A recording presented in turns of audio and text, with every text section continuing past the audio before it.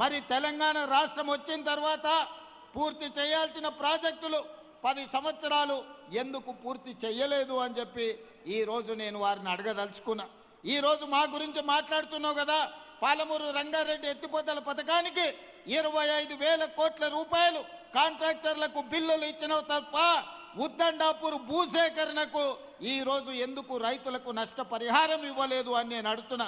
మా అనిరుద్ధ్ వచ్చి అడుగుతున్నాడు, అన్న ఉద్దండాపూర్ రైతు బాధితులకు ముంపు బాధితులకు నువ్వు పెంచినావు, కొంత నిధులు విడుదల చేసినావు, మిగతావి నువ్వు విడుదల చేస్తే నువ్వు విడుదల చేస్తా అని చెప్తే నేను రైతులకు వెళ్ళి చెప్పుకుంటా అని చెప్పి ఈరోజు ఎమ్మెల్యే గారు అడుగుతున్నారు.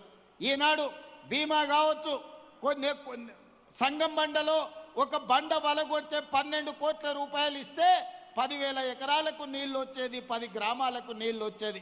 10 కోట్ల రూపాయలు కూడా నువ్వు ఇయ్యకపోతే సంగం బండలో బండ వలగొట్టలే. కానీ నేను ముఖ్యమంత్రి అయిన తర్వాత సంగం బండ వలగొట్టడానికి నిధులు ఇచ్చిన. ఇవాళ భూసేకరణకు సంబంధించి కసిరెడ్డి నారాయణ రెడ్డి వేదిక మీదనే ఉన్నాడు, శాసన మండలి సభ్యుడు ఉన్నప్పుడు ప్రయత్నం చేసిండు. కల్వకుర్తి ఎత్తిపోతల భాగంగా భూసేకరణకు నిధులు మంజూరు చేయండి, చివరి ఆయకొట్టైన కీర్తిశేషులు జైపాల్ రెడ్డి గారి సొంత మండలం మాడుగుల వరకు నీళ్లు వస్తాయని నిధులు అడిగితే ఆనాడు ఆ నిధుల మంజూరు జరగలే. కానీ నేను ముఖ్యమంత్రి అయిన తర్వాత కసిరెడ్డి నారాయణ రెడ్డి గారు, డాక్టర్ మల్లు రవి గారు వచ్చి కల్వకుర్తి శాసనసభ నియోజకవర్గంలో కృష్ణానది జలాలు పారాలి, మాడుగులకు నీళ్లు రావాలి అని అంటే 75 కోట్ల రూపాయలు భూసేకరణకు చెల్లించాలి, రైతులను ఆదుకోండి అని చెప్తే మన ప్రభుత్వం వచ్చిన తర్వాతనే ఇవాళ భూసేకరణ నిధులు విడుదల చేసినాం, ఉద్దండాపూర్కి నిధులను విడుదల చేసినాం. ఈనాడు మనం ఏదైతే చర్చ జరుగుతున్నదో మక్తల్ నారాయణపేట కొడంగల్ ఎత్తిపోతల పథకం ఆషామాషిగా రాలే. ఆనాడు చిట్టెం నర్సిరెడ్డి గారు, రాజశేఖర రెడ్డి గారు ముఖ్యమంత్రి ఉన్నప్పుడు కర్ణాటక సరిహద్దుల్లో ఉన్న మక్తల్ నారాయణపేట కొడంగల్ ఎత్తైన ప్రాంతం, ఈ ప్రాంతానికి నీళ్లు రావాలంటే ఎత్తిపోతల పథకం ద్వారానే వస్తాయి. భీమా ఎక్స్టెన్షన్ ప్రాజెక్టు కింద నిధులు మంజూరు చేయించమని చిట్టం నర్సిరెడ్డి గారు అడిగారు. కానీ వారు మరణించడం, రాజశేఖర రెడ్డి గారు మరణించడంతో ఆ ప్రాజెక్ట్ ఆగిపోయింది. మళ్ళీ నేను కొడంగల్ శాసనసభ్యుడిగా బాధ్యత తీసుకున్న తర్వాతనే ఆనాటి ఉమ్మడి రాష్ట్రంలో ఆనాటి ప్రభుత్వాన్ని ఎంబడిపడి పదే అడిగి సర్వేలకు నిధులు మంజూరు చేయించి 7.5 టీఎంసీల నికర జలాలతోని నారాయణపేట కొడంగల్ ఎత్తిపోతల పథకాన్ని 1,500 కోట్ల రూపాయలతోని 2014 చివరి జీవో ఉమ్మడి రాష్ట్రంలో ఈరోజు మక్తల్ నారాయణపేట కొడంగల్ ఎత్తిపోతల పథకం తెచ్చుకున్నాం. నేను అడుగుతున్న ఈనాడు గతంలో 10 సంవత్సరాల అధికారంలో ఉన్న మీరు ఎందుకు మాకు అన్యాయం చేసిరు? ఆనాడు మీ మక్తలైనా నారాయణపేట అయినా కొడంగల్ అయినా మీ పార్టీ ఎమ్మెల్యేలనే గెలిపించిండు కదా, మహబూబ్ నగర్ పార్లమెంట్లో మీ పార్టీ ఎంపీనే గెలిపించిండు కదా, మరి వివక్ష ఎందుకు చూపించిందని నేను ఈరోజు అడగదలుచుకున్నా. అందుకే మిత్రులారా, శ్రీహరి గారు ఎమ్మెల్యేగా అయిన తర్వాత, డాక్టర్ పర్ణిక ఎమ్మెల్యేగా అయిన తర్వాత, తిరిగి తెలంగాణలో నేను ముఖ్యమంత్రిగా బాధ్యత చేపట్టిన తర్వాత మక్తల్ నారాయణపేట కొడంగల్ ఎత్తిపోతల పథకాన్ని నిధులు ఇవ్వడమే కాకుండా మంజూరు చేసి నిన్నగాక మొన్న 96% భూమి పోయే రైతులను ఒప్పించి మెప్పించి మా మిత్రుడు మంత్రి శ్రీహరి గారు, శివకుమార్ రెడ్డి ఇద్దరు అక్కడ రైతులతో మమేకమయ్యి నష్టపరిహారం 100% 100 రోజుల్లో ఇప్పించి ఈనాడు ప్రజల యొక్క అభిప్రాయ సేకరణ కూడా 100% అనుకూలంగా ఇవాళ ప్రజల్ని ఆమోదింపజేసింది.